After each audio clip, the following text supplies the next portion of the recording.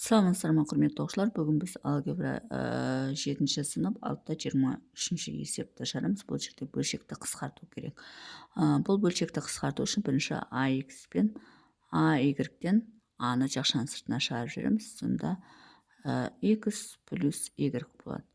Енді минус bx пен минус by-тен минус b-ны шығарып жібереміз. Сонда мына жерде x плюс y қалады. Бөлу ax пен ay-тен тағы да a-ны жақшаның сыртына шығарып жібереміз. x минус y болады. bx пен by-тен минус b-ны жақшаның сыртына шығарып жібереміз. x минус y болады. Тең. Енді осы жерден x плюс y пен x плюс y-ді жақшаның сыртына шығарып жіберсек, бізде қалады мына жерде x плюс y қысқарып кетсе a қалады. Минус x плюс y қысқарып кетсе b қалады. Бөлу.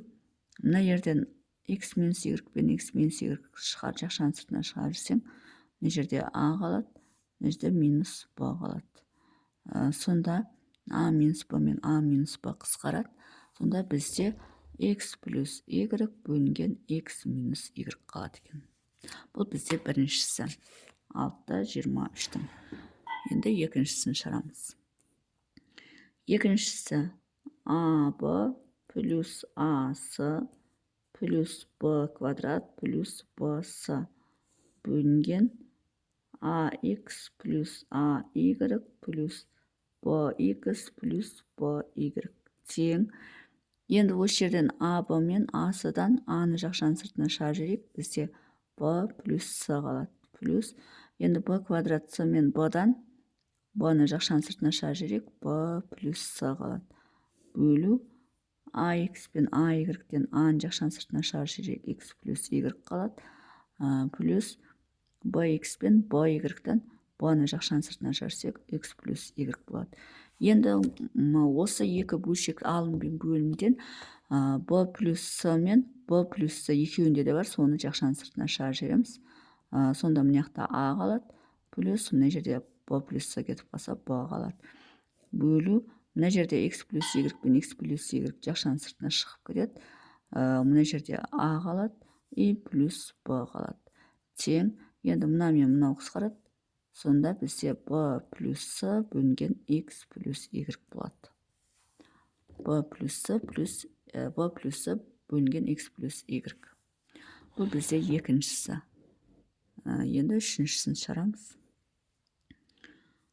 ab плюс ac плюс b квадрат плюс bc бөлінген ax плюс ay плюс bx плюс by тең. Енді мына екеуінде де a бар, сондықтан a-ны жақшаның сыртына шығарып жібереміз. b плюс c қалады.